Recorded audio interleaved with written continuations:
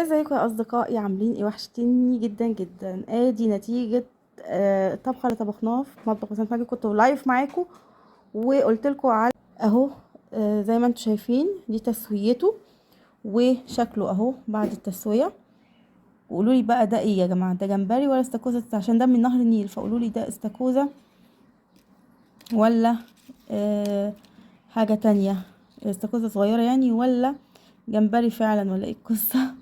مش عارفه احدد له. تقريبا استاكوزا صغيره عشان نهر النيل بيقولوا ما فيهوش جمبري.